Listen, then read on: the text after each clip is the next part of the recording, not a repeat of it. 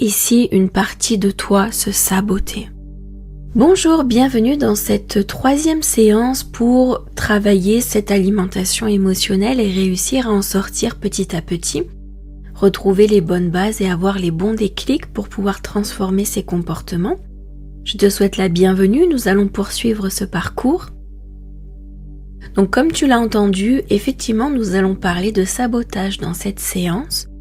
Attention, ce n'est pas pour te culpabiliser et ce n'est pas non plus pour te juger. Attention, on va faire en sorte de comprendre ce qu'il se passe derrière ces comportements, derrière ce sabotage. Parfois, on ne mange pas seulement pour se réconforter. On mange aussi des fois, malheureusement, pour se punir, se maintenir dans l'inconfort, éviter de changer ou aussi, par exemple, rester dans quelque chose de familier. On peut parfois retrouver inconsciemment une peur, la peur d'évoluer, la peur d'aller de l'avant, de changer, de passer à une autre étape dans sa vie, à un autre chapitre. L'angoisse de tourner la page et de réussir à passer à autre chose. Donc je vais te poser une série de questions, tu vas les laisser infuser, tu n'es pas obligé d'y répondre tout de suite. On va regarder ça ensemble. Est-ce que tu te crois vraiment capable d'avoir une relation saine avec la nourriture? Est-ce que tu t'en penses capable?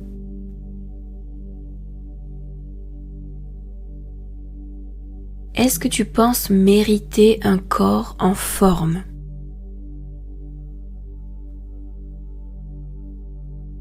Est-ce qu'il t'arrive de te dire « de toute façon je n'y arriverai jamais » ? Est-ce qu'il t'arrive d'abandonner avant même d'avoir essayé?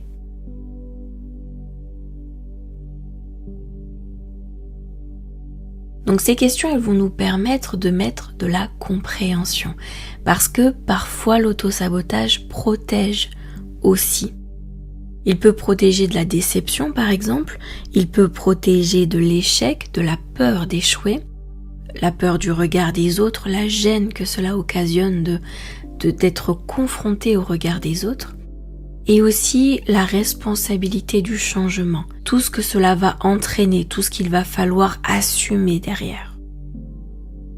Il faut se le dire, changer, c'est quitter une zone connue, même si elle est désagréable, même si elle fait mal. Donc voici une question d'introspection que je te pose. Et si manger était une façon inconsciente de rester dans ce que tu connais? Et j'insiste sur le fait que ce n'est pas une faiblesse, c'est une stratégie de protection. À présent, je t'invite à découvrir la session d'EFT. Même si je me sabote parfois, même si je mange alors que je sais que ça me fait du mal,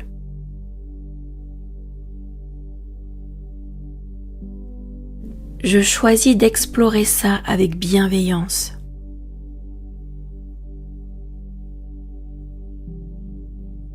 Même si une partie de moi a peur de changer. Une partie de moi préfère rester dans le connu. Je m'autorise à comprendre cette peur. Même si je me déçois souvent, je m'ouvre à une nouvelle manière de fonctionner. Début du sourcil, je me sabote, je replonge, je recommence,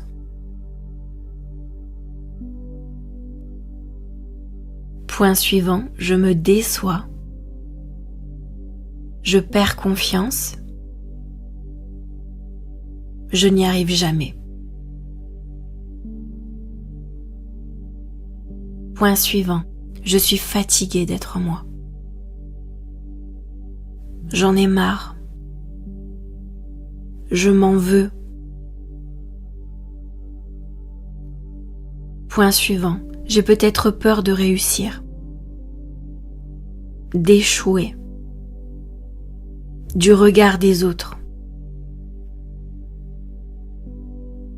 Point suivant, peut-être que j'ai peur de ne pas tenir dans le temps. Trop peur de changer. Le changement peut-être qu'il m'angoisse. Sous la clavicule, peut-être que de rester comme ça est plus rassurant pour moi. J'ai peur d'évoluer, je ne me vois pas évoluer. J'ai peur de tout changer d'un coup. Et en même temps, je veux tout changer d'un coup. Je veux avancer beaucoup plus vite. Je veux réussir de suite.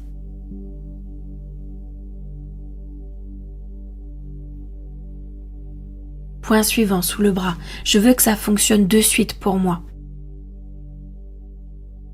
Je veux des résultats immédiatement.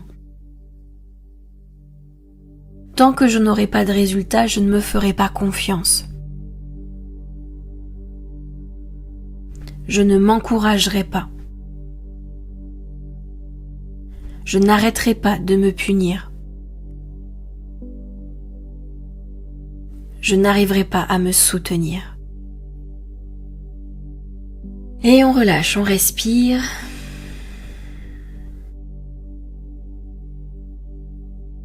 Je t'invite à poser une main sur ton ventre et à laisser résonner toutes ces phrases. Je ne suis pas mon auto-sabotage. Je suis une personne en apprentissage. Je peux changer sans me faire violence. Je peux évoluer sans me juger. Je mérite de me soutenir. Je mérite d'être mon allié. Chaque petit pas compte. Alors pour aujourd'hui, ce que je te propose, c'est de faire un petit geste de soutien envers toi-même. Un tout petit geste de soutien. Pas un changement radical, un petit geste. Boire un peu plus d'eau, ou alors ajouter un légume à ton alimentation, ou un fruit frais par exemple qui te fait envie. Préparer un repas simple, mais avec amour. Ou encore, ne pas te critiquer après avoir mangé ou après t'être regardé dans le miroir. Un geste bienveillant envers soi. Pour aujourd'hui, tu ne te combats pas, tu te soutiens.